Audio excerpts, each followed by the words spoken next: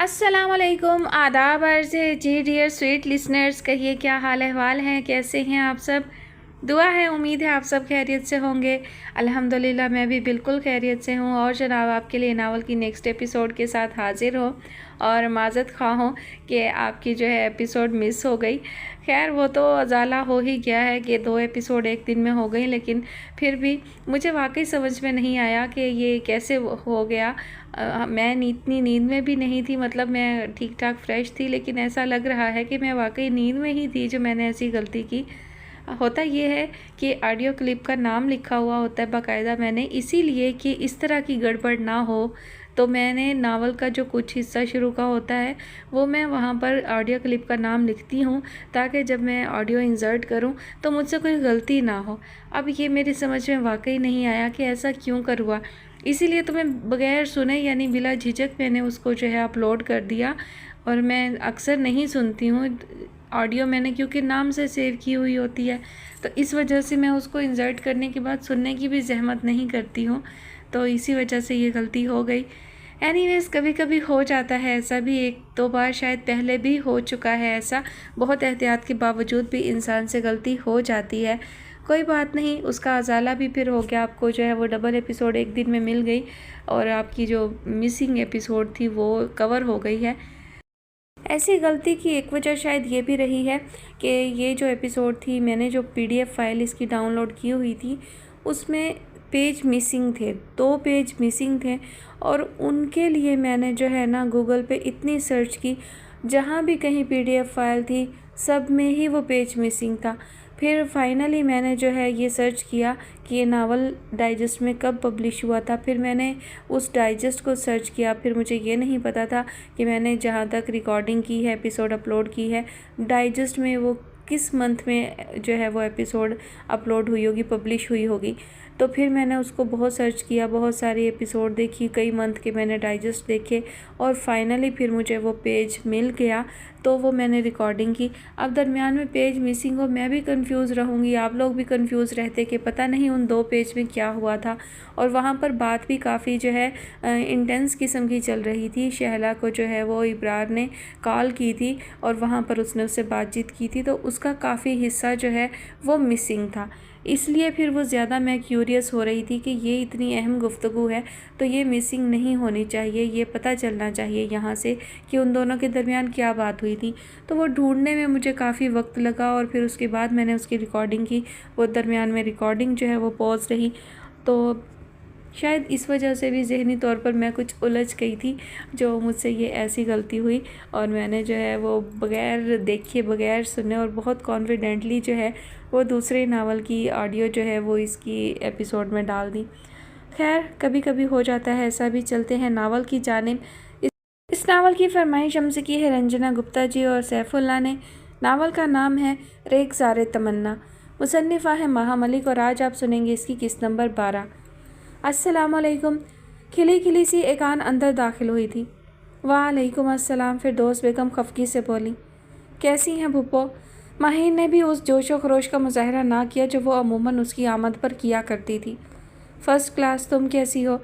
मैं डर रही थी कहीं तुम चली ही ना गई हो। आया था रात को तस्नीम मियाँ का फ़ोन।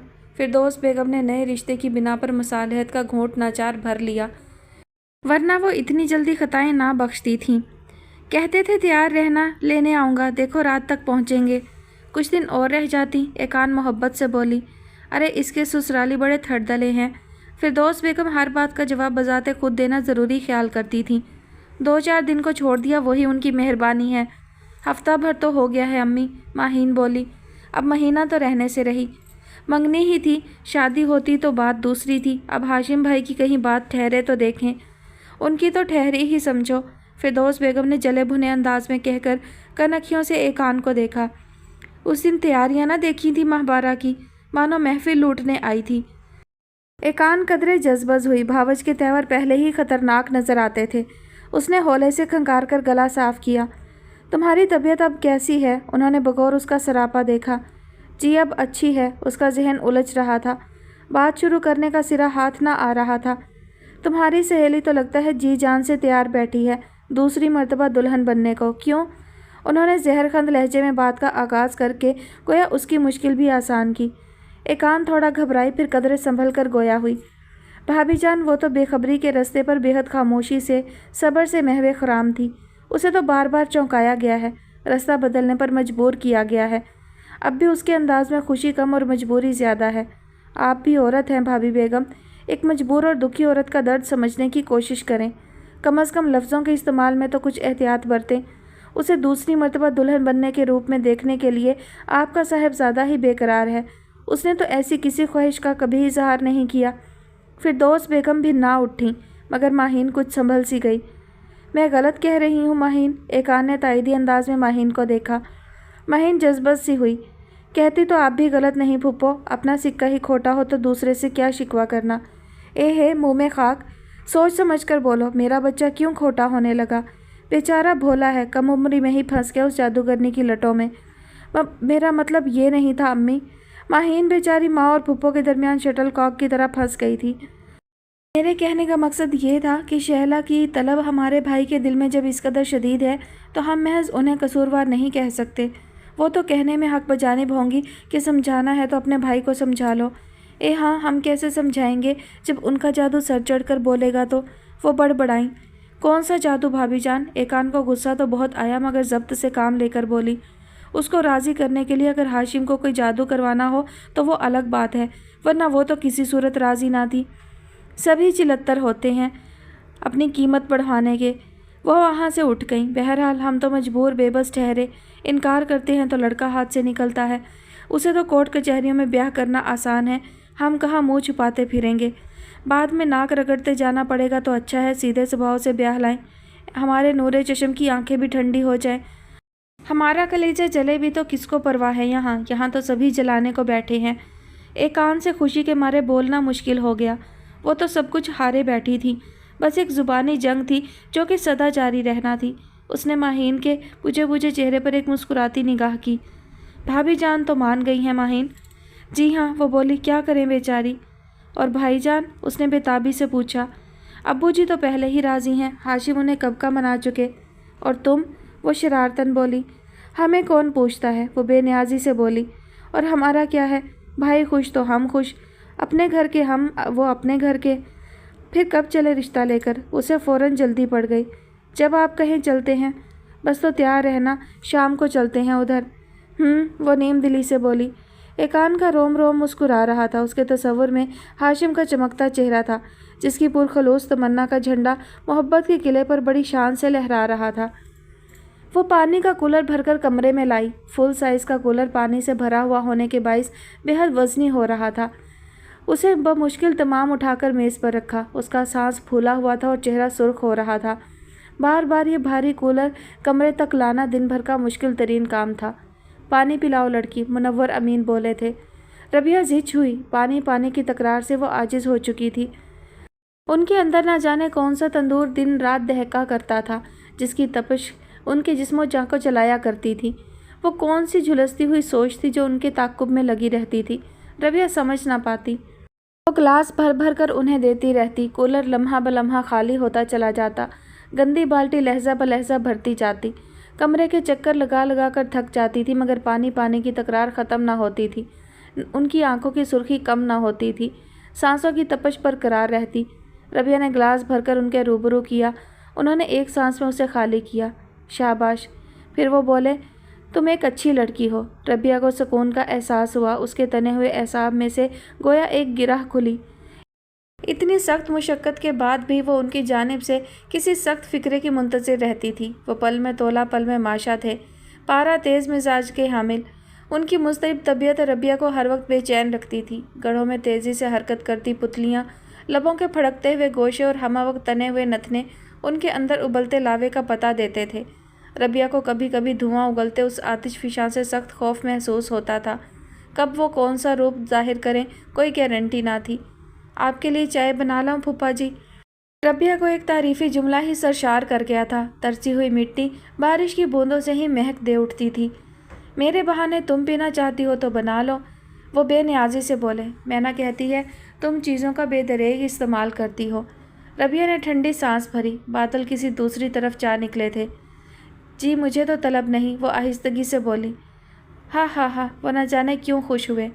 بہت چالاک ہو تم، اپنی دادی کی طرح، سازشیں کرنا تمہیں خوب آتا ہے۔ ہاں ہاں ہاں۔ ربیہ ہکا بکا ہوئی، اس نے بھلا کون سی سازش کی تھی؟ وہ تو اس قدر مجبور تھی کہ وہاں سے نکل بھاگنے کے لیے بھی کوئی سازش نہ سوچ سکی تھی۔ نکل بھاگنے کا نہ تو کوئی ذریعہ تھا نہ دوسرا ٹھکانہ۔ وہ ایسی پر کٹی چڑیا تھی جس کے لیے پنجرے کی سلاخیں معنی نہ رکھتی تھیں۔ اے ربیہ! ترانہ کی آواز پر وہ چونکی۔ وہ دروازے میں کھڑی تھی، اس کے چہرے پر بشاشت اور خوشی تھی۔ ادھر آنا ذرا۔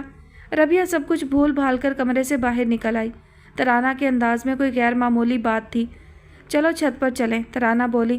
پھر اسے خیال آیا، پھپھو کہاں ہیں؟ مارکیٹ گئی ہیں تصور بھائی کے ساتھ۔ میدان صاف ہے گویا، اور سولت نہا رہی ہے۔ آ جاؤ پھر، وہ جوش بھرے انداز میں بولی۔ ربیہ بھی متجسس سے اس کے پیچھے پیچھے سیڑھیاں چڑھ گئی۔ میں تمہارے لیے ایک چیز لائی ہوں۔ اس نے خاکی لفافہ اس کی آنکھوں کے سامنے لہرایا۔ ربیہ نے لفافہ کھول کر دیکھا، اس میں یونیورسٹی کا پراسپیکٹس اور فارم وغیرہ تھے۔ وہ بے حد خوشی کے عالم میں اس کے لبوں سے نکلا، ہاں؟ شام کی کلاسز کے لیے جو سبجیکٹس ہیں ان میں سے سوچ سمجھ کر کوئی سلیکٹ کر لو، پھر میں تمہارا فارم جمع کروا دوں گی۔ اور پھپھو؟ او پہلے داخلہ تو ہو لینے دو، باقی بعد میں دیکھی جائے گی۔ پھپھو سے ایک مرتبہ مار کا تو کرنا پڑے گا، لیکن اس میں ابھی دیر ہے۔ ربیہ خوشی خوشی پراسپیکٹس دیکھنے لگی۔ دفتراً اس کی آنکھوں میں آنسو امڈ آئے۔ ترانہ دلچسپی سے اس کا چہرہ دیکھے گئی۔ تھینک یو ترانہ، وہ ممنون لہجے میں بولی۔ Thank you for what? جو کچھ تم ہمارے لیے کرتی ہو ربیہ، اس کے شکریہ کے اظہار کی یہ انتہائی معمولی صورت ہے، بلکہ اس کے شکریہ کا اظہار بھی ناممکن ہے۔ یہ سب کچھ تو تمہارا اپنا حق ہے، اور جو کچھ ہمارے لیے تم کرتی ہو وہ تمہارا احسان۔ ربیہ خوش دلی سے مسکرا دی۔ احسان کیسا ترانہ؟ اپنی جائے پناہ کا خیال تو ہر کوئی رکھتا ہے، تم یہ ہر وقت احسان احسان کی راگنی مت گایا کرو۔ اچھا اب چائے پلاؤ، آج میں تھک گئی ہوں۔ ترانہ شوخی سے مسکرائی۔ آج تو ہرگز چائے نہ پلاؤں گی، آج تو چائے پیوں گی۔ تمہاری اس بے پناہ خوشی کی قیمت تو وصول کروں تم سے۔ ربیہ اچانک ہی زور سے چونکی۔ سیڑھیوں پر گیلے بالوں کی جھلک معدوم ہوئی تھی۔ سولت نے ہماری باتیں سن لی ہیں، وہ سنجیدہ ہو کر بولی۔ ترانہ نے مڑ کر دیکھا اور کچھ سوچنے لگی۔ وہ ابھی ابھی گئی ہے، ربیہ فکرمند ہو رہی تھی۔ میں نے خود دیکھا ہے۔ ترانہ بولی۔ بیچاری سوچتی ہوگی میں ہی چائے بنا لوں، یہ دونوں تو راضی نہیں ہیں۔ ربیہ کو زور سے ہنسی آ گئی۔ تمہیں کسی بات سے ڈر نہیں لگتا ترانہ؟ یہ کہ میری شادی باری سے نہ ہو سکے۔ ترانہ نے شوخی سے اس کے گال پر چٹکی بھری۔ اور تو ایسی کوئی بات نہیں جس سے میں ڈروں۔ ربیہ نے رشک سے اسے دیکھا۔ مینا کے انداز حد درجہ خشک تھے۔ ربیہ اپنی جگہ پر چور سی بنی ہوئی تھی۔ صبح سے وہ انہیں کئی بار مخاطب کر کے دیکھ چکی تھی، لیکن وہ اپنی خشک مزاجی پر ہنوز بضد تھی۔ ربیہ کو ان سے اور ان کی ناراضی سے بے حد خوف محسوس ہوتا تھا۔ مینا آنٹی آج کیا پکانا ہے؟ اس نے تیسری مرتبہ پوچھا۔ وہ اسے غور سے دیکھنے لگیں، پھر پھنکاری۔ دیکھنے میں تو بہت معصوم لگتی ہو، لیکن ہو کس قدر گھنی۔ میں نے کیا کیا ہے آنٹی؟ وہ بے چارگی سے بولی۔ کیا کیا ہے؟ روز ہی پکانے کے متعلق استفسار کرتی ہو، حالانکہ کھچڑی پکانا تمہیں خوب آتا ہے۔ اندر ہی اندر باتوں کی کھچڑی، سازشوں کی کھچڑی۔ یا اللہ! اس کا دماغ چکرا گیا۔ پھر وہی سازش کا ذکر۔ اس شاہی قلعے کو نہ جانے کون سی انقلابی سازش کا انتظار تھا، اس کی سمجھ میں کچھ نہ آتا تھا۔ کون سی کھچڑی آنٹی؟ وہ جھنجھلائی ضرور، مگر لہجے میں اس کا شائبہ تک نہ تھا۔ کل ترانہ تمہیں کیا دکھلانے کو چھت پر لے گئی تھی؟ اس لفافے میں کیا تھا؟ اوہ! ربیہ کو ان کی ناراضی کی وجہ پوری طرح سمجھ میں آ گئی۔ سولت کی رپورٹنگ نہایت کامیاب اور جامع تھی۔ اب کہہ دو کون سا لفافہ، کس رنگ کا لفافہ؟ میں تو کسی لفافے کے متعلق نہیں جانتی۔ انہوں نے جل کر اس کی نقل اتاری تھی، میسری نہ ہو تو۔ آپ اس براؤن لفافے کی بات کر رہی ہیں نا جو کل ترانہ کے ہاتھ میں تھا؟ وہ فوراً بولی۔ آپ کو سولت نے بتایا ہوگا۔ مجھے تمہارے فرشتوں نے بتایا، تمہیں اس سے کیا؟ وہ بھڑکی۔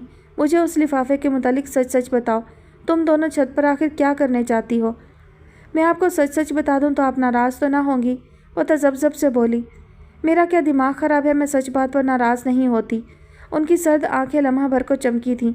اس لفافے میں بڑے اچھے اچھے ڈیزائن تھے۔ ڈیزائن؟ جی ہاں، قمیضوں کے ڈیزائن۔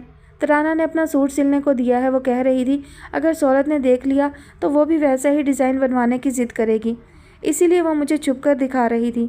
مینا نے کچھ دیر تک نظروں سے اس کا چہرہ ٹٹولا۔ ربیہ نے جلدی سے اپنی نظریں جھکا کر دانتوں سے نچلا لب دبا لیا تھا، وہ اس کے تاثرات نہ جان پائیں۔ اچھا، مجھے وہ ڈیزائن کاغذ پر اتار کر دو۔ پھر وہ بولی۔ मैं सहूलत को उससे पहले वो डिज़ाइन सिलवा कर दूंगी। वो समझती क्या है, 4 पैसे ज़्यादा कमा लेती है तो हमसे बहुत ऊंची हो गई है, हम उसके जैसे कपड़े नहीं पहन सकते क्या? वो बड़बड़ाते हुए एक कापी उठा लाई। और देखो लड़की, ज़्यादा होशियारी मत दिखाना, बिल्कुल वैसा ही डिज़ाइन बनाओ, रत्ती बराबर फ़र्क ना निकले, वरना मुझसे बुरा कोई ना होगा। और तराना को कानों कान खबर ना होने पाए। मैं कल ही सहूलत को ऐसा सूट सिलवा दूंगी। रबिया ने बेहद मशाकी से एक खूबसूरत गले का डिज़ाइन कापी के सफ़े पर उतार दिया। मैना खुश हो गई। तराना ने उसे कई मरतबा बताया था कि सहूलत दूसरों की हर शय की हरीस थी, ख्वाह वो पैर में पड़ी चप्पल ही क्यों ना हो। तराना उसकी इस आदत से हद दर्जा बेजार थी और ख़ास तौर पर अपने कपड़ों के प्रिंट और डिज़ाइन उस वक्त तक छुपाए रखती थी जब तक पहन ना लेती। रबिया के जहन के किसी गोशे में पड़ी हुई बात खोटे सिक्के की मानद खुशकिस्मती से चल गई थी। अरे कमीनी, नाश्ता ही करवा दे, मैं घंटा भर से बैठी बकवास किए जा रही हूँ। एक तो किसी बात का ठीक तरह से जवाब नहीं देती हो, फिर चाय पानी का भी नहीं पूछा। नायमा सानिया की बेतवज्जही महसूस करके सुलग उठी थी। मंगनी पर डिस्कस करने के लिए वो आलम इश्तियाक में सुबह उठकर बिना कुछ खाए पिए ही वहाँ पहुँच गई थी। सानिया किचन में मसरूफ़ थी, सो वो भी वहीं पड़े स्टूल पर बैठकर रवां तबसरा शुरू कर चुकी थी। लेकिन अब उसे ख्याल आता था कि अव्वल तो सानिया की उस बातों में दिलचस्पी नहीं, दोयम उसने उसकी किसी किस्म की खातिर मदारत करना भी ज़रूरी ख्याल ना किया था। काउंटर पर गीला डस्टर फेरती सानिया चौंकी। अच्छा, तुम नाश्ता भी करके नहीं आई? वो आम से अंदाज में बोली। ठहरो, मैं बनाती हूँ चाय। तुम भी तो अक्सर बगैर नाश्ते के आ जाती हो। नायमा उसकी बात से मज़ीद खफा हो गई। हम भी तो तुम्हें पूछते हैं कि नहीं? सानिया को हंसी आ गई। अरे पगली, तो कह दिया होता ना, मैं पहले ही करवा देती नाश्ता तुम्हें। इतनी देर से ख्वाहिश जी में दबाए बैठी हो। और इतलान अर्ज़ है मोहतरमा कि मैं जब भी बिना नाश्ता किए तुम्हारे यहाँ आती हूँ तो इस बात का ख्याल हमेशा वर्दा करती हैं, तुम्हें कभी तौफीक नहीं हुई। उन्हें तो करना ही है ख्याल, उसने दीदे मटकाए।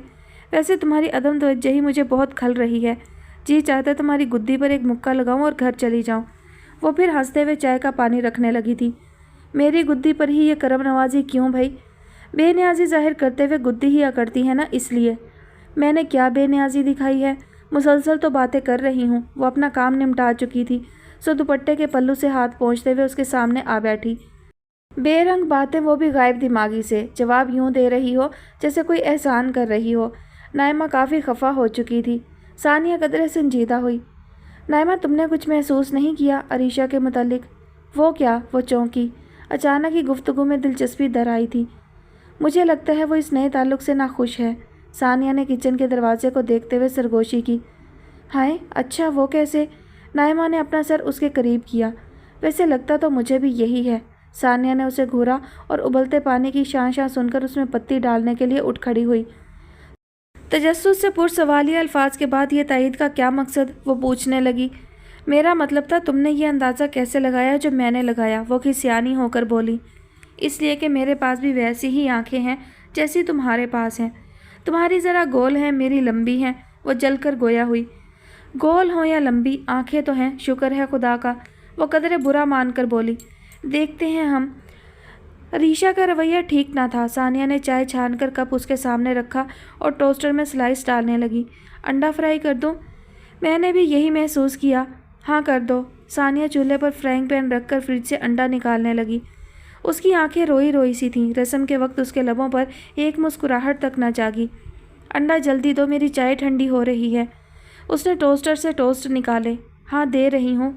मैं मुसलसल उसे कह रही थी कि मंगनी के दिन तो लड़कियाँ इतनी उदास नहीं होती। सानिया ने अंडा तलकर उसके सामने रखा और अपना कप उठाकर लबों से लगा लिया। लेकिन वजह मेरी समझ में ना आ सकी। सानिया बोली। क्या उसे नाफे भाई पसंद नहीं? किसको पसंद हो सकते हैं? नायमा ने कहका लगाया बाउले से। सानिया उसे घूरने लगी। क्या मतलब? कोई बुराई है मेरे भाई में? नहीं, वो मुंह चलाते हुए बोली। बुराई तो नहीं है कोई भी, बस वो लड़कियों की दिमागों में वो खन्नास होता है ना, क्या कहते हैं जिसे, फैंटेसी, वो नहीं क्रिएट हो पाई। उसे उसी का दुख होगा। सानिया का कप लबों तक जाते जाते रुक गया। वो तहय्युर से उसे देखने लगी। अरे वाह, ये बात तुमने कही है? हाँ हाँ, वो मुंह चलाती रही। मैंने ही कही है, मैं ही तो हूँ यहाँ। फिर उसका चलता हुआ मुंह रुका। वो उसे घूरने लगी। क्या मतलब? मैं इतना भी नहीं सोच सकती? तुम आखिर मुझे कितना बेवकूफ़ गर्दानती हो। बहुत ज़बरदस्त बात कही तुमने। सानिया हनूज सोच रही थी। यही हुआ है। लड़कियां मंगेतर के नाम पर कोई हवा चाहती हैं जिसे किसी ने पहले ना देखा हो, जो ऐसा हो कि बस फिर सभी उसी को देखें। वाह वाह हो, लड़के की महीनों कसीदा ख्वानी होती रहे, लड़की की किस्मत पर सालों रश्क किया जाए। मेरा मासूम सा भाई अभी अपनी उम्र के हिसाब से सीधा सादा सा है। मस्खरा है मस्खरा। नाइमा ने फ़ौरन टुकड़ा लगाया। सानिया ने फिर उसे बुरी तरह घूरा। मैं कुछ दे मारूंगी तुम्हारे सर पर, उसका तहम्मुल जवाब दे गया। क्यों होने लगा मेरा भाई मस्खरा? हंसी मजाक तो सभी लड़के करते हैं इस उम्र में। अच्छा देखो, नाइमा ने काम निपटा कर दुपट्टे के पल्लू से मुंह पोंछा। फ़र्ज़ करो तुम्हारी निस्बत अली से तय कर दी जाए। क्या? वो भड़की। ये क्या फजूल बात की तुमने? अगर ऐसा हो जाए तो कैसा है? खुश होगी तुम कर लो ना उस जोकर से। मेरा नाम क्यों ले रही हो? वो भी नाई। नाइमा ने बुलंद आहंग कहकहा लगाया। दूसरों के भाई जोकर हैं और तुम्हारा बहुत डिसेंट और शाइस्ता। क्यों? उसे कोई मस्करा नहीं कह सकता। एक ही थैली के तो हैं सारे। लेकिन अली, सानिया को तसव्वुर से ही उलझन हुई। नहीं भाई, तभी तो वो बेचारी रो रही थी। नाइमा ने आह भरी। मेरी चार अगर तेरे बिन मेरा हर ख्वाब बेरंग बेसमर, मेरी हर निगाह बेसिमत, मेरा हर सुखन यूं ही बेअसर, मेरी शाम का हर एक रंग हाँ चला गया तेरे संग संग, यहाँ रह गए तेरे मुंतज़िर ये उजाड़ उजाड़ से बामोदर, मेरे हर ज़ख़म का इलाज तू, मेरी हर खुशी में शरीक तू ही रहनुमा, तू ही रास्ता, तू ही राह गुज़र, तू ही हम सफ़र, जो नहीं है तू तो तेरी कसम यहाँ कोई दिल से नहीं मेरा, मेरी हम कदम मेरे साथ आ कि वीरान है मेरी राह गुज़र। हाशिम परेशानी से सफ़े पर उभरी तहरीर देखता रहा। फिर उसने निगाहों में तहय्युर और उलझन भरकर उसकी सिमत देखा। यार राफ़े, ये तूने लिखी है? उंगलियों में पकड़े बाल पॉइंट की नोक मुंह में लिए राफ़े ने निगाहों का जाविया बदल कर उसे देखा। फिर वो हंस दिया। यकीन नहीं आता ना? उसने किताब बंद करके हाशिम से पूछा। नहीं, उसने नफ़ी में सर हिलाया। मुझे खुद नहीं आता, वो परेशानी से बोला। यार हाशिम, इश्क तू कर रहा है और खुशबू मुझसे फूटने लगी है। ये क्या माजरा है? हाशिम खाली उस ज़हनी से उसे तकता रहा। राफ़े अपनी जगह से उठकर खिड़की तक गया और स्लाइडिंग डोर खिसका दिया। फूलों से लदी हुई बेल उसके सामने थी। मैं तेरे इश्क के जज्बे से मुतासिर हो गया। ये सच है हाशिम, मुझे तुझ पर रश्क आने लगा। तेरी आंखों से फूटती वो मकनातीसी रोशनी मुझे मिसमराइज़ करने लगी। ठीक है, लेकिन ये सब क्या है? मैं ये सब कैसे लिखने लगा? एक अनजानी खुशबू है हाशिम जो मुझे खींचती है। मेरा हाथ थाम कर उसमें कलम देती है। मेरे दिमाग की गिरहें खुलने लगती हैं। मुझ में जज्बे बेदार होने लगते हैं। मैं इन जज्बात को नहीं पहचानता। मैंने अब से पेशतर इन्हें कभी महसूस नहीं किया। बस लगता है खुशबू ही खुशबू है, मेरे अंदर मेरे बाहर। इन जज्बों को मैं महज खुशबू का नाम दे सकता हूँ। इनसे मेरी बस इतनी ही शनासाई है जितनी किसी अनजानी मगर मशहूर करती हुई खुशबू से हो सकती है। ये खुशबू मुझे मगलूब कर डालती है। मैं सोचता हूँ और लिखता चला जाता हूँ। सफ़े पर गज़ल बन जाती है। उसने मुड़कर हाशिम को देखा जो सहरज़दा सा होकर उसे तक रहा था। क्या है ये सब कुछ? उसने कतरे झंझला कर पूछा। मेरा जी चाहता है मैं इन एहसासात को खींच कर खुद से अलहदा कर दूँ। मैं इस तरह से सोचना नहीं चाहता। हाशिम बेइख्तियार मुस्कुरा दिया। फिर वो अपनी जगह से उठकर राफ़े तक पहुंचा और उसे दोनों शानों से थाम लिया। कुछ देर वो उसकी आंखों में झांकता रहा। तुमने सुना है राफ़े, मोहब्बत के लिए कुछ ख़ास दिल मखसूस होते हैं। राफ़े खामोशी से उसकी आंखों में देखता रहा। राफ़े, मैं तुझे मिजाजन बैल कहता था जो आंखों पर पट्टी बांध कर कोलों के गिर्द घूमता है। मैं कहता था तू नरम जज्बों से आरी रोबोट है, तेरी बीवी रोया करेगी। मैं तुझे ऐसा बंदा समझता था जो मोहब्बत की अदरक का आलीशान जायका महसूस ही नहीं कर सकता। राफ़े हंस पड़ा। सच ही तो है। नहीं राफ़े नहीं, गलत था सब कुछ। मेरे यार, तू तो बहुत हसास दिल का मालिक है। कहाँ छुपा रखा था तूने इन नरम कोमल जज्बों को? तेरे जज्बात तो बहुत ख़ास हैं, ख़ासुल ख़ास हैं। मैं शहला को टूट कर चाहता हूँ लेकिन उसकी तारीफ़ में एक मिसरा नहीं कह सकता। तेरे महबूब का तसव्वुर जब इतना पावरफुल है तो मोहब्बत का वजूद तो तेरे अंदर आग लगा देगा। तू सर से पाँव तक रोशन हो जाएगा। हाशिम, राफ़े ने उसके हाथ अपने शानों से हटा दिए। मुझे बद्दुआ मत दे मेरे भाई। सुना है सच्चे आशिकों की दुआ में बहुत असर होता है। मैं किसी को नहीं चाहता, तू जानता है मेरा रास्ता रोशन और वाज़ेह है। मैं उसी रास्ते पर चलना चाहता हूँ। मैं किसी को दुख देना नहीं चाहता और मोहब्बत बहुत दुख देती है। मोहब्बत दुख देती है, सच है, लेकिन इन दुखों का मज़ा बहुत जुदा गाना है। یہ خوشیوں کے نشے کو مات کرتا ہے۔ یہ دکھ پال کر دیکھ لے جو یقین نہ ہو تو۔ ڈونٹ ٹیل می، وہ استہزائیہ ہنس دیا۔ میں بندر بنا رہنا چاہتا ہوں، میں عافیت چاہتا ہوں میرے پیارے۔ ہاشم مزے سے پیر پھیلا کر بیٹھ گیا۔ مرزا غالب بڑے کام کی باتیں بتا گئے ہیں۔ وہ کہتے ہیں عشق پر زور نہیں ہے، یہ وہ آتش غالب کہ لگائے نہ لگے اور بجھائے نہ بجھے۔ رافع کچھ سوچنے لگا تھا اور ہاشم کے لبوں پر مسکان تھی۔ وہ دروازے کی جانب پشت کیے بیٹھی تھی۔ ایسا اس نے دانستہ کیا تھا کیونکہ وہ ترانہ کے لائے ہوئے پراسپیکٹس کا مطالعہ کر رہی تھی، سو وہ نہیں چاہتی تھی کہ کمرے میں داخل ہوتے کسی بھی فرد کی نگاہ اس پر پڑے۔ وہ بے حد دلچسپی اور جستجو سے صفحات پلٹ رہی تھی جب اسے اپنی پشت پر لباس کی سرسراہٹ محسوس ہوئی۔ ربیہ نے جھٹ پراسپیکٹس تکیے کے نیچے سرکا دیا۔ تکیے کے اوپر ایک گھریلو قسم کا میگزین رکھا تھا۔ وہ اس کے صفحات پلٹتے ہوئے کمرے میں داخل ہونے والے شخص کے متعلق قیاس کرنے لگی۔ کچھ دیر گزر گئی۔ آنے والے نے اپنی آمد کو شاید خفیہ رکھنا چاہا تھا۔ ربیہ کو الجھن ہوئی۔ اس نے پلٹ کر دیکھا تو تصور ہنسنے لگا۔ تمہیں پتہ چل گیا تھا نا کہ میں آیا ہوں، لیکن تم بن رہی تھی ہے نا؟ ربیہ کو کوفت بھری الجھن نے آ گھیرا۔ اس گھر کے سبھی مکین ایک خاص طرز فکر کے حامل تھے سوائے ترانہ کے۔ ترانہ کو کچھ اس کی تعلیم نے اور کچھ اس کی جادو اثر محبت نے یکسر تبدیل کر دیا تھا۔ تصور بھائی، میں ذرا مصروف ہوں پلیز، اس نے ٹھنڈے اور مصالحانہ لہجے میں کہا۔ دوسرے لفظوں میں اس نے مہذب انداز میں تنہا رہنے کی خواہش کا اظہار کیا تھا۔ تصور وہیں صوفے پر بیٹھ گیا۔ میں تمہیں کوئی کام تو نہیں بتا رہا، بیٹھا ہوں بس۔ اس گھر میں کل 3 کمرے تھے۔ ایک مکمل طور پر منور امین کے نام تھا۔ گھر کا ہر فرد اس کمرے کے سامنے سے بنا آہٹ کیے گزرتا تھا کہ کہیں وہ اسے پکار نہ لیں۔ دوسرا کمرہ لڑکوں کے نام تھا۔ تصور اور تمدن دن میں تو اکثر موجود نہ ہوتے تھے، البتہ رات کو دونوں ایک ہی کمرہ شیئر کرتے۔ تیسرا کمرہ ترانہ، سہولت اور مینا استعمال کرتی تھیں، سو اب ربیہ بھی ان کی چوتھی روم میٹ بن گئی تھی۔ ربیہ کا جی چاہا کہ وہ تصور کو صاف طور پر دوسرے کمرے میں جانے کے لیے کہے، لیکن وہ بے حد مصلحت پسند لڑکی تھی۔ ہر معاملے میں وہ وہاں تک جھک سکتی تھی جہاں تک جھک جانا اس کے اختیار میں ہوتا تھا۔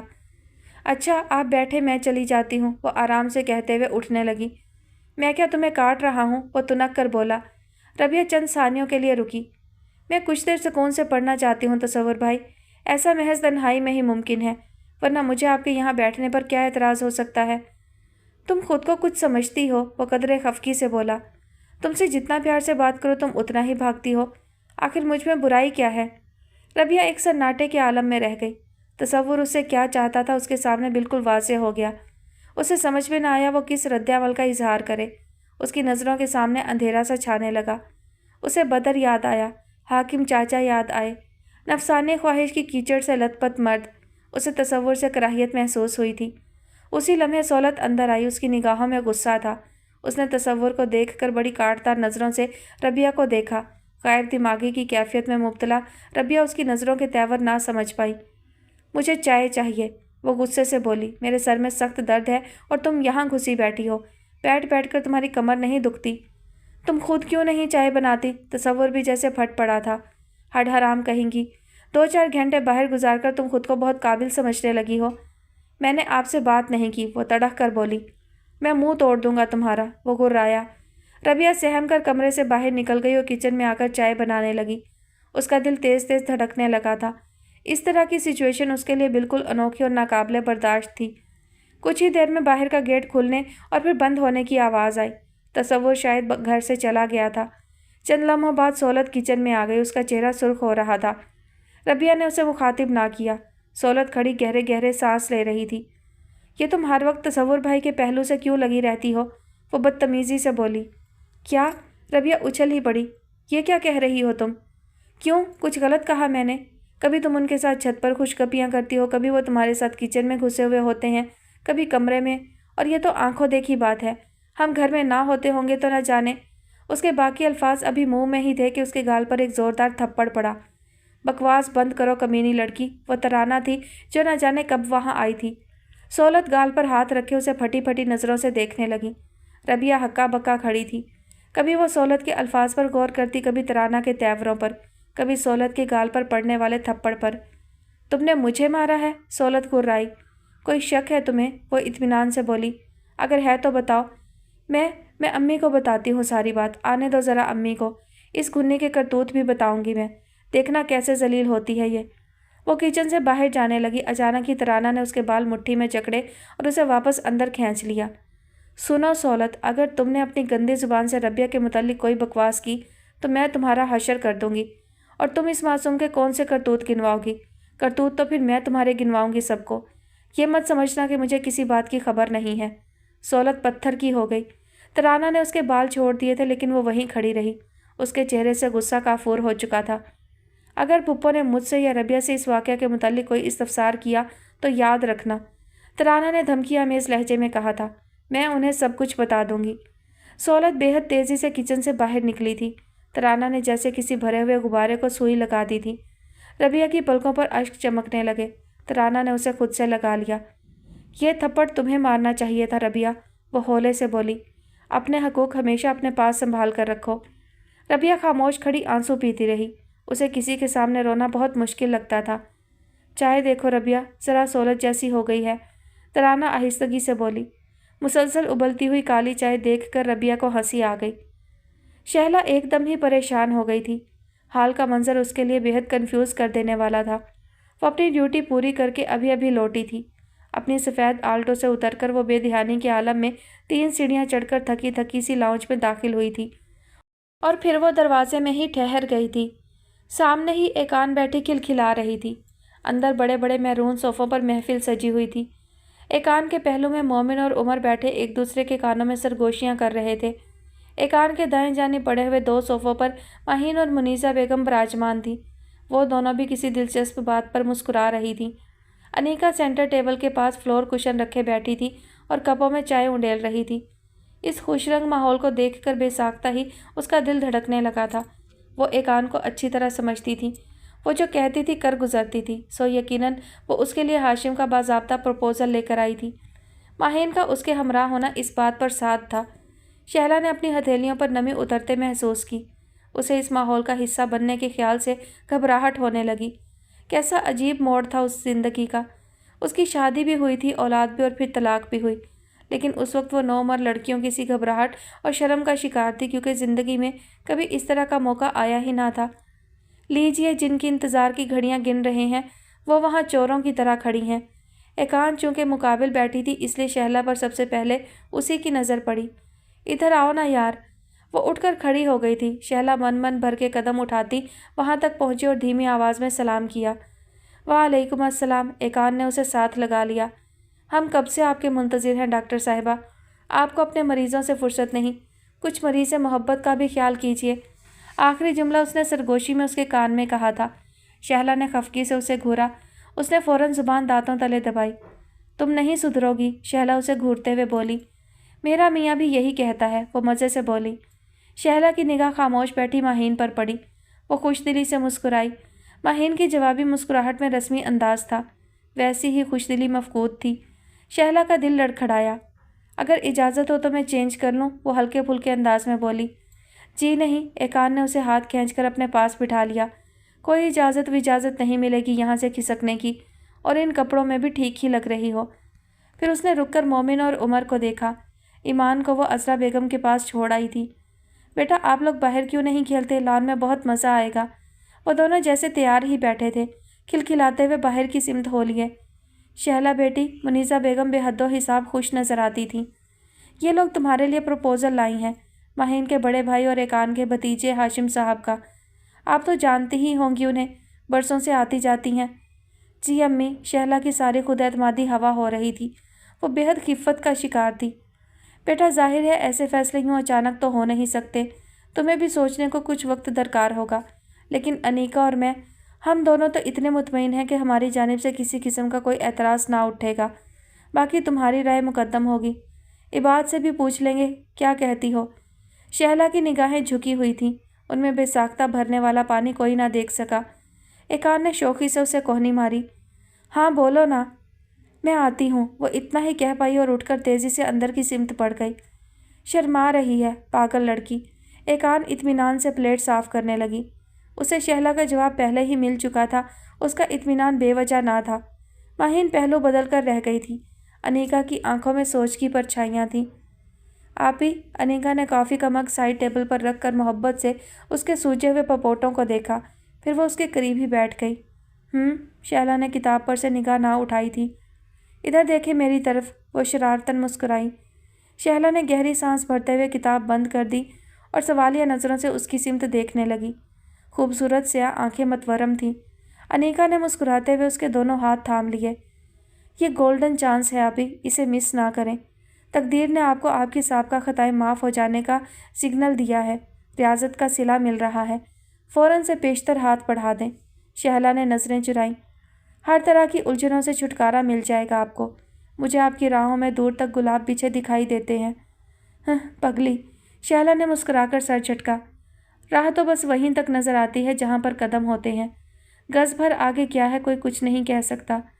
تم نے دور دور تک سب دیکھ لیا۔ اپیا، گمان تو اچھا رکھنا چاہیے نا، وہ رسانیت سے بولی۔ تمنا کے گلزار میں ہمیشہ خوش رنگ پھولوں کا میلہ ہونا چاہیے، یہی جینے کی اساس ہے۔ تمنا کا گلزار، وہ اداس ہو گئی۔ تمنا کا گلزار تو صحرا کا نخلستان ہے پگلی، اس کی حد سے پرے دور دور تک جھلستا ہوا ریگزار۔ تمنا کا گلزار وہم ہے، دھوکہ ہے۔ حقیقت ریگزار تمنا کی طرح اچانک نگاہ کے سامنے آتی ہے۔ پھول، پتے، پودے، پانی، سب سراب ٹھہرتا ہے اور انسان عمر بھر اسی سراب کے پیچھے دوڑتا چلا جاتا ہے۔ یہی سزا سراتی ہے تم کو، تمنا۔ اوفو، اس نے شہلا کے ہاتھ سے کتاب چھین لی۔ اتنی خوفناک باتیں کہ جن پر ایک بار یقین آ جائے تو انسان جینے کا ارادہ ہی ترک کر دے۔ گلزار تمنا، جینے کا ارادہ ہی تو ہے۔ شہلا مسکرا دی۔ ایسا ہے تو پھر ریگزار تمنا زندگی ہے۔ کنوتیت کی انتہا۔ انیکا نے اسے بری طرح گھورا اور یکایک ٹون بدلی۔ تو محترمہ شہلا محسن علی صاحبہ، قدرت اس ریگزار سے باحفاظت گزرنے کے لیے آپ کو ایک عدد تگڑا اونٹ فراہم کر رہی ہے۔ میرا اشارہ جناب ہاشم فاروق حسن کی جانب ہے۔ بولیے، آپ کو منظور ہے؟ شہلا نم پلکوں کے ساتھ اچانک ہی ہنس دی۔ اس کی ہنسی بے ساختہ اور شفاف تھی، ہر وہم اور اندیشے سے پاک۔ انیکا نے اسے ہنستا دیکھ کر سکون کا سانس لیا۔ انیکا، شہلا یکایک سنجیدہ ہو گئی۔ عمر بہت سمجھدار بچہ ہے اور اب تو وہ اپنے باپ سے بھی مل چکا ہے۔ مجھے اندیشہ ہے کہ یہ واقعہ اس کے ذہن کو متاثر کر سکتا ہے۔ جناب عمر سے زیادہ سمجھدار ہاشم فاروق حسن ہے، جو اکثر و بیشتر اسے پارک میں مل کر پہلے ہی بہت متاثر کر چکے ہیں۔ وہ ذہنی طور پر ان کے قریب ہو چکا ہے اور مجھے اکثر ان کی باتیں بتاتا ہے۔ مجھے یقین ہے عمر اس نئے رشتے کو دل و جان سے قبول کر لے گا، بشرط یہ کہ… وہ کہتے کہتے رک گئی۔ شہلا نے اس کی جانب دیکھا۔ بشرط یہ کہ کہیں سے گڑبڑ کرنے کی کوشش نہ کی جائے۔ اس کی گارنٹی کون دے سکتا ہے؟ انیکا کی آنکھوں میں ایک فیصلہ کن سوچ ابھری تھی۔ گلاس ڈور کے باہر نافع کھڑا نظر آ رہا تھا۔ کچن سے نکلتی عریشہ لمحہ بھر کے لیے رکی، پھر اس کے اندر سخت ناپسندیدگی کی ایک لہر اٹھی تھی۔ وہ مڑ کر دوبارہ کچن میں گھس گئی۔ پھر دوست بیگم نے پلٹ کر اسے دیکھا۔ لڑکی، میں کہتی ہوں علی کو جگا دو، اس نے کہا تھا 11 بجے جگانے کے لیے۔ جگا دیتی ہوں، وہ بیزاری سے بولی اور دروازے کی جانب پشت کیے کھڑی رہی۔ ارے، وہ متعجب ہوئیں۔ اسی لمحے دروازے میں نافع نمودار ہوا تھا۔ السلام علیکم تائی امی، وہ کچھ جھیپا جھیپا دکھائی دیتا تھا۔ پھر دوست بیگم کے تاثرات آن واحد میں تبدیل ہوئے تھے۔ وہ ماتھے کی سلوٹیں چھپا کر مسکرانے لگی۔ وعلیکم السلام برخوردار، جیتے رہو، خیر سے ہو؟ جی، اس نے بے مہر پشت پر بے خبر نگاہ کی۔ علی اور حمزہ کہاں ہیں تائی امی؟ ہمیں یونیورسٹی جانا تھا۔ کب سے تو کہہ رہی ہوں اس لڑکی کو انہیں جگا دے جگا دے، سنتی ہی نہیں ہے، وہ بیزاری سے بولی۔ پھر یکلخت انہیں کچھ خیال آیا۔ ہاں، بیچاری مصروف بھی تو ہے، صبح سے میرے ساتھ لگی ہوئی ہے مسلسل۔ یہ لڑکے ہی بڑے ڈھیٹ ہیں، اٹھ کر نہیں دیتے۔ جاؤ بیٹا، تم خود ہی جگا لو انہیں، اوپر اپنے کمروں میں ہے۔ جی بہتر۔ وہ فوراً غائب ہوا۔ پھر دوست بیگم نے اس کا پتھریلا چہرہ بغور دیکھا، مگر پھر انجان بن کر کیبنٹ میں ہاتھ مارنے لگی۔ اس نے بڑی تلاشِ بسیار کے بعد نمبر کھوجا تھا۔ وہ شیلا سے بھی پوچھ سکتی تھی، لیکن وہ یہ کام بہت خفیہ طور پر انجام دینا چاہتی تھی۔ نمبر ملا کر وہ دوسری جانب جاتی ہوئی بیل سننے لگی۔ ہیلو، رسیور ابرار نے اٹھایا تھا۔ اس کے انداز میں بلا کا اشتیاق تھا۔ غالباً اس نے CLI پر آنے والی کال کا نمبر بغور دیکھا تھا۔ انیکا نے کھنکار کر گلا صاف کیا۔ السلام علیکم، میں انیکا بات کر رہی ہوں۔ وعلیکم السلام۔ وہ تحیر میں مبتلا ہوا۔ غالباً اس کے گمان میں بھی نہ تھا کہ دوسری جانب انیکا ہو سکتی ہے۔ کیسی ہو نکی؟ وہ برسوں پہلے اسے اسی انداز سے پکارتا تھا۔ فائن، وہ رسماً بولی۔ میں کچھ ضروری باتیں کرنا چاہتی ہوں آپ سے، ٹائم ہے آپ کے پاس؟ شیور، وہ بے حد خوش لگتا تھا۔ انیکا سوچ میں پڑ گئی تھی۔ ابرار کی اس قدر خوشی کی وجہ اسے سمجھ میں نہ آ سکی۔ برسوں پہلے ٹوٹنے والے رشتے کے بداثرات سیاہ بادلوں کی طرح ان کے گھر کی خوشیوں تک پہنچتی روشنیوں کا رستہ روکے کھڑے تھے۔ گمان غالب تھا کہ دوسری جانب بھی اس حادثے کا اثر خوش کن تو ہرگز نہیں ہو سکتا تھا۔ پھر اس بے طرح خوش دلی کی کیا وجہ تھی؟ وہ چند لمحوں کے لیے سوچتی رہ گئی۔ ہیلو، وہ اسے خاموش پا کر پکار اٹھا۔ نکی، کہو، تم کچھ کہہ رہی تھی۔ کیا بات ہے ایسی جو تمہیں مجھ سے کانٹیکٹ کرنے کا جبر کرنا پڑا خود پر؟ اسے کئی بار فون پر اس کی بدتمیزی سے واسطہ پڑ چکا تھا، سو وہ بہت محتاط ہو رہا تھا۔ جی ہاں، بات ہی کچھ ایسی ہے جو مجھے خود پر جبر کرنا پڑا۔ اس نے صاف گوئی کا بے مثال مظاہرہ کیا۔ ورنہ میں آپ کی آواز سننے کی روادار نہ تھی۔ انسان اپنے ساتھ ہونے والی زیادتی کو بھول جاتا ہے، معاف کر دیتا ہے، لیکن اپنے پیاروں کا دکھ دیکھنا اور دکھ پہنچانے والے کو معاف کرنا ناممکن امر لگتا ہے۔ میں اپنی پیاری بہن کی آنکھوں میں پچھلے 5 سالوں سے مسلسل آنسو دیکھ رہی ہوں۔ یہ 5 سال اس کی عمر کے بہترین سال تھے۔ یہ وہ عرصہ تھا جب ہر لڑکی صرف اور صرف مسکرانا جانتی ہے، اور ہر موسم مسکراہٹ کے پھول اس کے جائز حق کی طرح اس کی گود میں ڈال کر گزرتا ہے۔ ہر موسم بہار کا موسم لگتا ہے۔ آپ نے اس کی زندگی کو خزاں کا گہن لگا دیا۔ وہ جینا بھول گئی، مسکرانا بھول گئی۔ تم بھی کچھ بھول رہی ہو نکی۔ وہ بے ساختہ اس کی بات کاٹ گیا تھا۔ بنباس اگر اس نے کاٹا ہے تو یہ سزا میں نے بھی اتنی ہی بھگتی ہے جتنی اس نے۔ اس کے پاس میرا بیٹا تھا، میرے پاس کیا تھا؟ اس کے پاس صحیح ہونے کا غرور تھا۔ میرے حصے میں ندامت اور پشیمانی کے انگارے آئے تھے۔ انسان حق پر ہو تو اصولی بھی سکون سے چڑھ جاتا ہے۔ ظلم و زیادتی کا احساس انسان کو نہ جینے دیتا ہے نہ مرنے دیتا ہے۔ میں نے ایک ایک لمحہ اس کربناک سوچ کا شکار رہ کر گزارا ہے نکی، کہ میں نے اس کے ساتھ کیا کیا۔ جو کچھ بد نصیبی سے ہو گزرا وہ میری کوئی سوچی سمجھی سازش نہ تھی۔ اس کے نازک جذبوں کا خون ہوا تو باخدا یہ قتل عمد نہ تھا۔ بس یہی کہہ سکتا ہوں کہ یہ میری سیاہ نصیبی تھی۔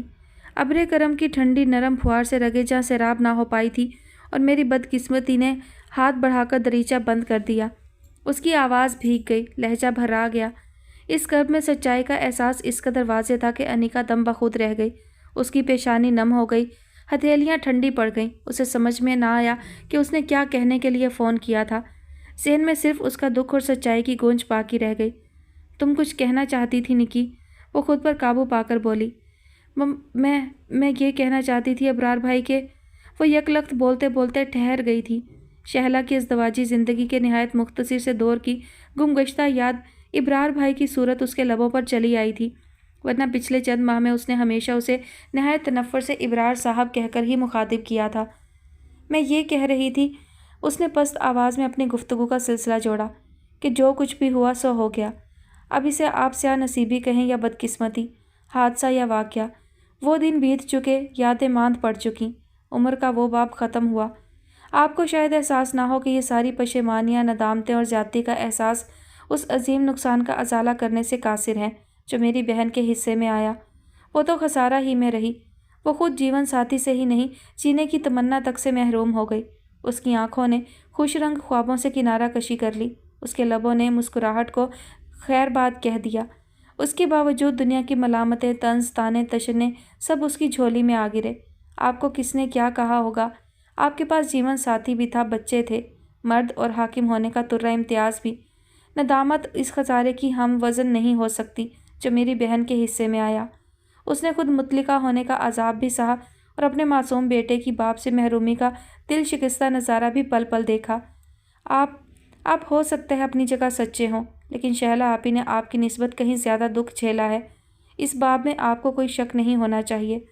ابرار خاموش رہا۔ انیکا کے لفظ لفظ میں بھی سچائی کار فرما تھی، سو اب خاموش ہونے کی باری اس کی تھی۔ میں کوشش کر تو رہا ہوں انیکا، اس دکھ کا مداوع کر سکوں۔ آپ اپنے آپ کو خوش کر رہے ہیں ابرار بھائی۔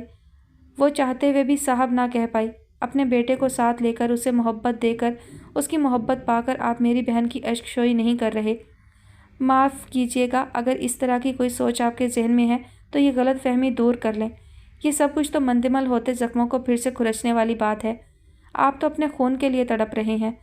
ایسا نہیں ہے نکی، وہ دکھ سے بولا۔ میرا یقین کرو۔ میں یقین کر بھی لوں تو کیا ہوگا ابرار بھائی؟ بیتی ہوئی باتوں کو دہرانے سے کیا حاصل؟ بہتر یہ ہے کہ آئندہ پر غور کیا جائے۔ میں بھی تو یہی کہتا ہوں، وہ جلدی سے بولا۔ آپ غلط کر رہے ہیں، آپ جو کچھ کہہ رہے ہیں اس سے محض ایک معصوم ذہن کے پریشان ہو جانے کا امکان ہے اور بس۔ ابرار کو اچانک ہی اندازہ ہوا تھا کہ انیکا اس گفتگو سے یکسر لا علم تھی جو کچھ دن قبل اس کے اور شہلا کے مابین ہوئی تھی۔ وہ کچھ اور ہی کہنا چاہتی تھی۔ آئندہ کے لیے تمہارے ذہن میں کیا ہے نکی؟ اس نے محتاط روی سے پوچھا۔ انیکا چند لمحوں کے لیے خاموش ہوئی تھی، جیسے جو کچھ اس کے ذہن میں تھا اس پر جی ہی جی میں غور کر رہی ہو۔ پھر اس نے کھنگار کر گلا صاف کیا۔ ابرار بھائی، ہم لوگ عفیہ کی شادی کر رہے ہیں۔ کیا؟ وہ ایسے بولا جیسے ٹھیک طور پر سنا نہ ہو، پھر یکا نہ جانے کیا سوچ کر وہ دفتن خوشی سے بولا، کیا واقعی؟ انیکا کو اس کی ذہنی کیفیت پر تعجب ہوا۔ ہم لوگوں نے عفیہ کا رشتہ طے کر دیا ہے، وہ پھر جتانے والے انداز میں بولی۔ مبادہ ابرار نے کچھ اور سمجھا ہو، کچھ ہی عرصے میں باقاعدہ رخصتی عمل میں آ جائے گی۔ شہلا مان گئی؟ اس نے عجیب سے لہجے میں پوچھا۔ جی ہاں، مشکلوں سے صحیح لیکن مان گئی ہیں۔ انیکا اب تک اس کے لہجے کے اتار چڑھاؤ پر کنفیوز ہو رہی تھی۔ اچھا، وہ ٹھنڈے اور ہلکے پھلکے انداز میں بولا، یہ تو واقعی خوشی کی بات ہے۔ آپ کے اعتراض سے ہر چند کے کوئی فرق تو نہیں پڑتا، لیکن میں یوں ہی ایک غلط فہمی رفع کرنے کی غرض سے پوچھ رہی ہوں۔ آپ کو عفیہ کی نئی زندگی شروع کرنے پر کوئی اعتراض تو نہیں؟ ابرار ہولے سے ہنسا جیسے اسے انیکا سے اس بے وقوفی کی امید نہ ہو۔ مجھے بھلا کیا اعتراض ہو سکتا ہے نکی؟ وہ عجیب سے لہجے میں بولا۔ آپ عمر کی کسٹڈی کا دعویٰ تو نہیں کر دیں گے؟ وہ جیسے ڈرتے ڈرتے بولی۔ وہ چند لمحے اس کی کیفیت سے محظوظ ہوا۔ اگر کر دوں تو؟ پلیز ابرار بھائی، وہ لجاجت سے بولی۔ میں نے دراصل یہی بات کرنے کے لیے فون کیا تھا، یہی اصل مقصد تھا جس کے لیے تم نے خود پر جبر کیا تھا۔ وہ بات کاٹ کر ہلکے سے ہنسا۔ میں معافی چاہتی ہوں کہ میں نے ایسا کہہ کر آپ کے جذبات مجروح کیے۔ در حقیقت جو کچھ آپ نے اپنی صفائی میں کہا اس نے مجھے بے حد متاثر کیا ہے۔ میرے دل میں آپ کے خلاف غم و غصے کے جو کثیف بادل تھے وہ آپ کے اعتراف سے جیسے چھٹ سے گئے ہیں۔ لیکن پلیز ابرار بھائی، میں ہاتھ جوڑ کر درخواست کرتی ہوں کہ اب میری بہن کو زندگی کی حقیقی خوشیوں کا لطف اٹھا لینے دیجیے، اس کے بنباس پر رحم کھائیں۔ اگر آپ اپنے کیے پر پشیمان ہیں تو اب اسے ایک اچھی اور مکمل زندگی کی شروعات کی دعا دیجیے۔ عمر میں عفیہ کی جان ہے، وہ اس کے ہونے سے ہیں، اس کی سانسوں سے جیتی ہیں، اس کی آنکھوں سے دیکھتی ہیں۔ اگر آپ نے کسی بھی قسم کی انتقامی کارروائی کا سوچا بھی تو میری بہن اس خیال سے ہی مر جائے گی۔ بولتے بولتے اس کا سانس پھول گیا، الفاظ ساتھ چھوڑنے لگے، آنسو زبان بننے پر آمادہ ہوئے۔ تم فکر مت کرو نکی، وہ اطمینان سے بولا۔ میں ایسا کچھ نہیں کروں گا جیسا تم سوچتی ہو۔ شہلا کو نئی زندگی کی شروعات مبارک ہو، میرے دل میں اس کے لیے کوئی غصہ نہیں ہے۔ اور عمر، وہ اٹکنے لگی۔ میں اتنا بھی کمینہ نہیں کہ میں ایک ماں سے اس کے جینے کی امید چھین لوں۔ اوہ، انیکا نے سکون کا سانس لیا، جس سانس میں ابرار کی قوت کے احساس کا اعتراف تھا۔ وہ مسکرا دیا۔ پوچھ سکتا ہوں کس کے نصیب جاگے ہیں؟ ہمارے دیرینہ ہمسائے ہیں، بہت عرصے سے عفیہ کے طلبگار ہیں۔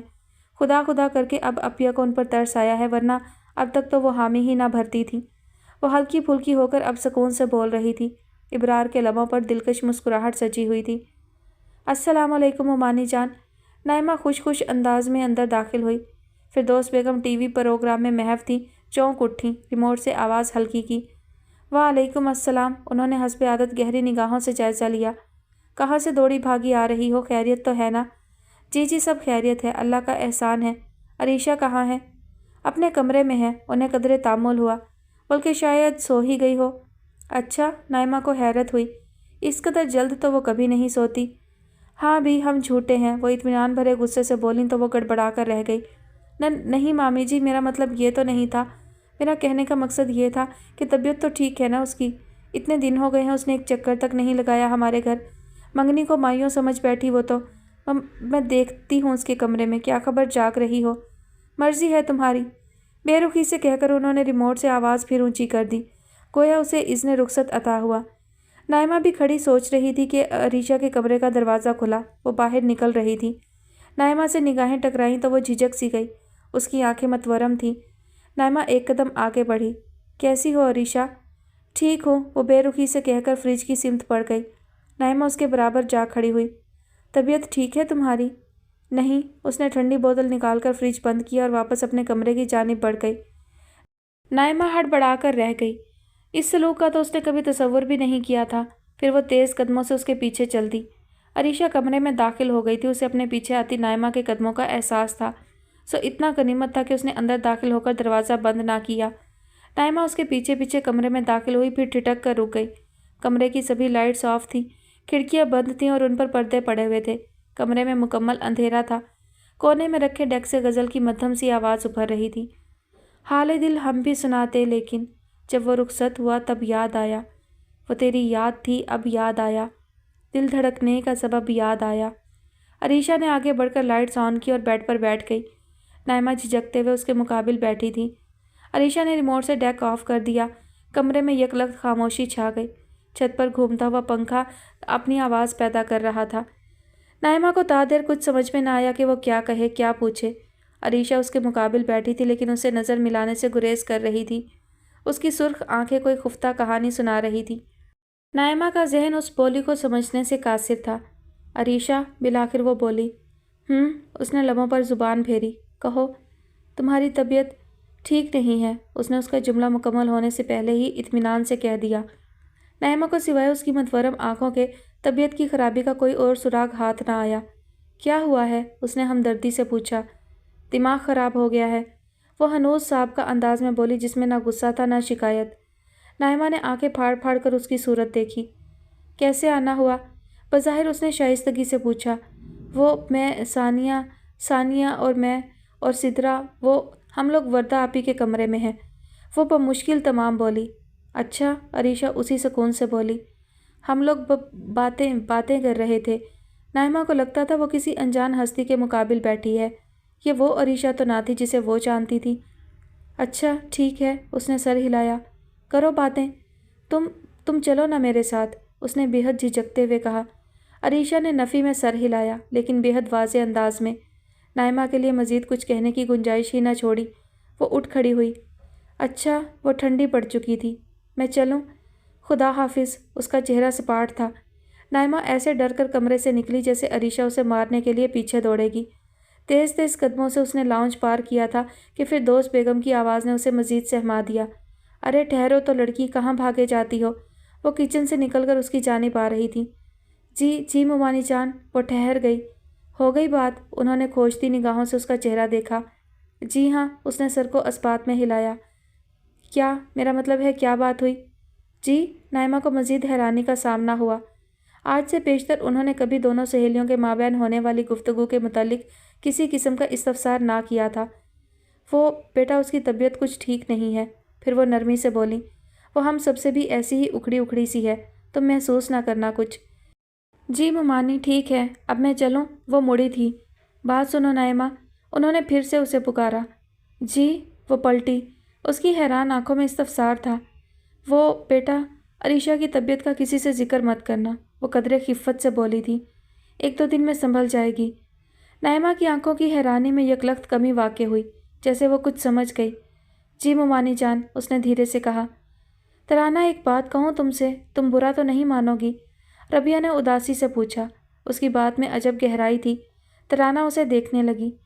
मेरा किसी हॉस्टल में बंदोबस्त कर दो, मैं नौकरी करके अपने अखराजात पूरे कर लूँगी। रबिया, तराना ने यकदम उसके हाथ थाम लिए। रबिया ने देखा उसकी आंखों में तेज़ी से आंसू उमड़े थे। रबिया हैरान भी हुई और शर्मसार भी। तराना, मेरा मकसद तुम्हें दुख देना ना था, लेकिन मैंने बेहद मजबूर होकर ये बात कही है तुमसे। हॉस्टल हर शहर में होते हैं।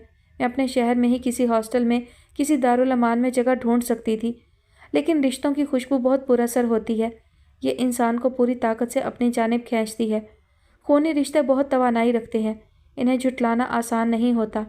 मैं यहाँ खींची चली आई, अपनों की तलाश में, अपनाइयत की खातिर, और यहाँ तुम्हें गैरियत मिली, दुख मिला।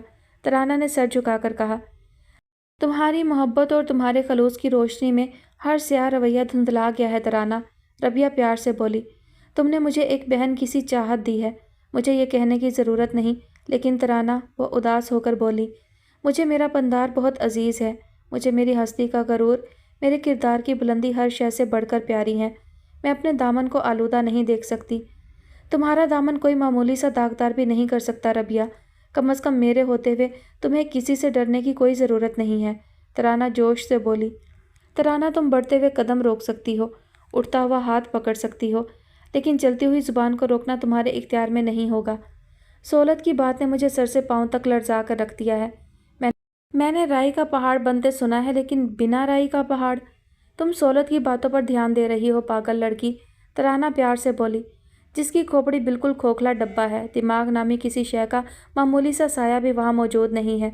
उसे तो सोचना तक नहीं आता रबिया। जो कुछ उसने कहा वो मामूली सोच की करिश्मा साजी ना थी। रबिया ने सर झटका। मामूली सोच की उड़ान इतनी ऊंची नहीं होती। उसने बहुत सोच समझकर ये तय किया है कि मेरा किरदार दुरुस्त नहीं है। अपने हिसाब से उसने मुझे हर हर बात का जवाब भी पेश किया था। रबिया, तुमने ठीक कहा कि बढ़ते हुए कदम और उठते हुए हाथ को रोका जा सकता है, लेकिन चलती ज़ुबान पर किसी को इख्तियार नहीं होता। इसीलिए तारीख में बहुत अजीम किरदार की हामिल ख़वातीन पर भी बहुतान तराशी के वाक़ये रकम है। हम क्या और हमारी औकात क्या? फिर क्यों हम ऐसी गंदी ज़ुबानों की परवाह करें, उनके खौफ से अपनी ज़िंदगी के फ़ैसले करें? अपने दिन रात बसर करने का तरीक़ाकार हम ऐसे जहनों को मद्देनज़र रख कर तरतीब दें? क्यों? क्या यही दानिशमंदी है? रबिया ने गहरी सांस भरकर सर उठाया और बूढ़े बरगद की लटकती शाखों को देखा। उसकी आंखें बेहद उदास हो रही थीं। तराना को उस पर टूटकर प्यार आया। उसने रबिया का गोरा चिट्टा हाथ अपने हाथ में ले लिया। रबिया, तुम दुनिया में तन्हा होना, तुम्हारा कोई नहीं। रबिया ने खामोश नज़रों से उसे देखा। रबिया, मैं तुमसे ज़्यादा तन्हा हूँ। मेरा बाप है, भाई हैं, फूफी है, सौलत के नाम पर बहन भी है। लेकिन रबिया, जिस शख्स को रिश्तों के बीच रहकर भी तन्हाई की अजियत से दो चार होना पड़े, उसकी तकलीफ़ रिश्तों से महरूम शख्स की तकलीफ़ से सिवा होती है। रिश्तों से महरूम शख्स को महज महरूमी का एहसास होता है ना। रिश्तों में घिरे तन्हा शख्स को ज़हनी तन्हाई भुगतना होती है। ज़हनी तन्हाई बहुत तकलीफ़ दे एहसास है रबिया। जैसे जैसे जेल में नौवारिद, कैद का एहसास, अजनबियत का एहसास, ज़हनी फासलों का एहसास। मैंने एक तवील अरसे इन एहसासात से जंग लड़ी है।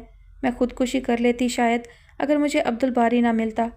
बारी ने मुझे ज़िंदा रखा और तुमने मुझे ज़हनी हम आहंगी दी, खलूस दिया, बहन के रिश्ते की सच्चाई और तवानाई का एहसास दिया। तुम मेरे लिए बहुत कुछ हो रबिया, बहुत कुछ। मुझसे कभी भी दूर होने की बात मत करना। तुम मुझे अब्दुल बारी की तरह अजीज़ हो। मैं तुम्हें खो देने का तसव्वुर भी नहीं कर सकती। रबिया ने पहली मर्तबा तराना को इस कदर जज्बाती देखा था। वो दम बखुद थी। मैं कहीं नहीं जाऊंगी तराना, वो बोली, जब तक तुम्हारी शादी बारी से नहीं हो जाती। तराना ज़ोर से हंस दी। बेवकूफ़। फिर वो खुशदिली से बोली, तुम्हारा क्या ख्याल है मैं खुशी खुशी बारी से शादी करूंगी और तुम्हें इस जंगल में छोड़कर चल दूंगी? बुद्धू, पहले मैं तुम्हारी शादी करूंगी किसी बहुत बहुत अच्छे इंसान से, फिर बारी के साथ चल दूंगी। रबिया को बहुत की तकरार से हंसी आ गई। अचानक ही उसकी हंसी थमी थी। आंखों में जुगनुओं की बारात उतरी थी। होंठों पर मुस्कुराहट के कमल खिले थे।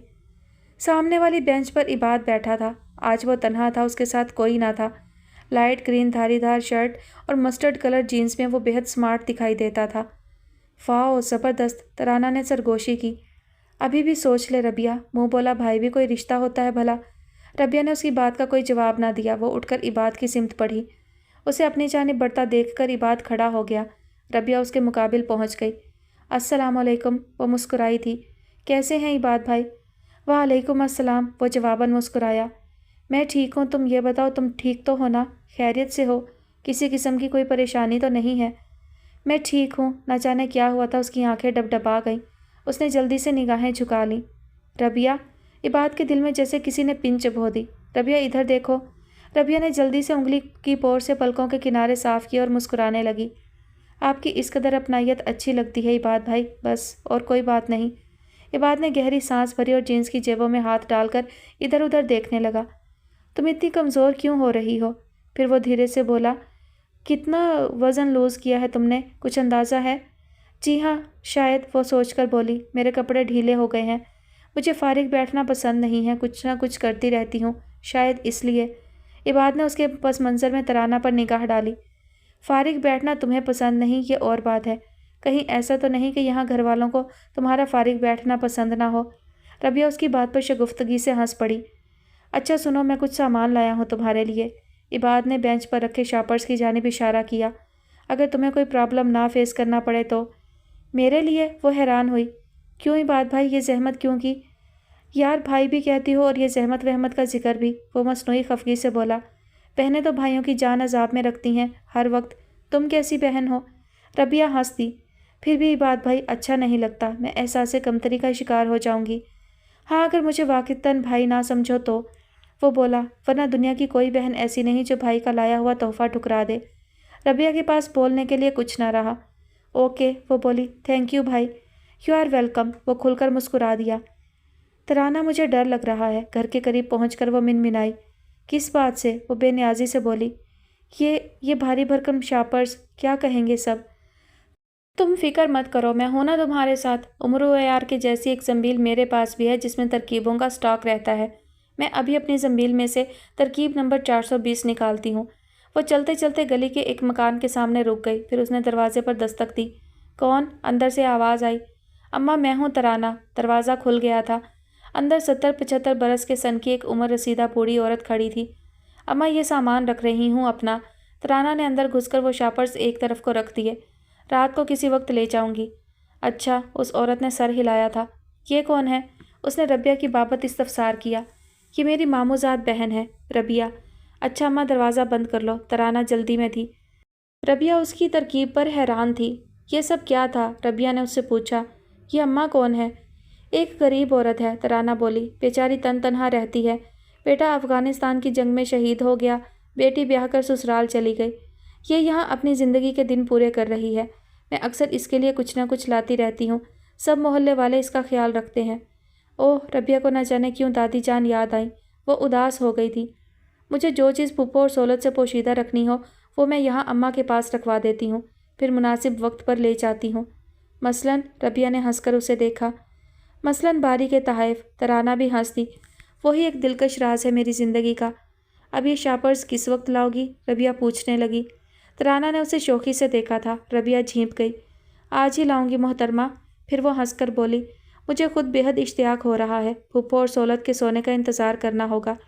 रबिया ने सर हिला दिया। घर पहुंचकर तराना नहाने के लिए गुसल खाने में घुस गई थी। रबिया किचन में चली आई। मैना बेगम ने टटोलती निगाहों से उसे घूरा। ये तुम लोग रोज़ाना बाहर क्या करने चाहती हो? वो कुछ बदमज़गी से बोली। लड़कियों को ज़ेब देता है। रबिया तो जाने पर रजामंद भी ना थी। तराना उसे ज़बरदस्ती साथ ले गई थी। वो आंटी रोटियां डाल लूँ? उसे और कुछ ना सूझा। हाँ, वो बरसी। और कम मत पकाना, रोज़ तुम्हारी पकाई हुई रोटी कम पड़ती है। बेचारी सोलत को अक्सर अपने लिए आटा गूंद कर रोटी पकाना पड़ जाती है। तुम्हें तो एहसास नहीं किसी का। जो नौकरी करते हैं उनके दिल से पूछो।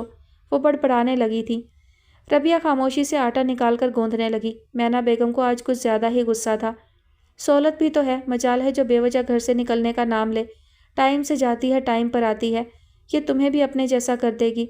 लड़कियों को यह आवारागर्दी ज़ेब नहीं देती। पार्क ना हुआ मुसीबत हो गई। वो बड़बड़ाई जा रही थी। गुसल खाने की चटखनी गिरने की आवाज़ आई तो उनकी ज़ुबान में लगाम पड़ी। वो सालन देखने लगी। अपने पुप्पा को खाना खिलाकर दवाई दे देना टाइम पर, वो बोली। जी, रबिया ने महज इतना ही कहा। इबाद से मुलाकात ने उसको हल्का फुल्का कर दिया था। उसे उनकी बातें भी बुरी ना लग रही थीं, बल्कि वो उनकी बातों को इतने ध्यान से सुन भी ना रही थी। उसके जहन में इबाद था। उसकी पुरखुलूस निगाहें थीं जिनमें अपनायत थी, मोहब्बत थी। उसके मीठे लहजे में बार बार उससे रिश्ता जताना और उस रिश्ते के हवाले से अपना हक जताते रहना उसे बहुत अच्छा लगा था। ये तुम मुस्कुरा क्यों रही हो? मैना बेगम ने उसे चौंका दिया। वो खफीफ सी हो गई। वो खोजती निगाहों से उसे घूर रही थी। क्या बात हुई? एक लतीफ़ा याद आ गया था पुप्पो। रबिया को बिलाकर उनसे जान छुड़ाने को कहना पड़ा। ये मैं आंटी से पुप्पो कैसे हो जाती हूँ? वो भड़की। तुम बहुत मीसनी लड़की हो। जी पुप्पो, शायद, उसने मस्कीनी से एतराफ़ किया। वो तुनक कर किचन से निकल गई। वो मुनव्वर अमीन को दवाइयाँ दे रही थी जब तमद्दन कमरे में दाखिल हुआ।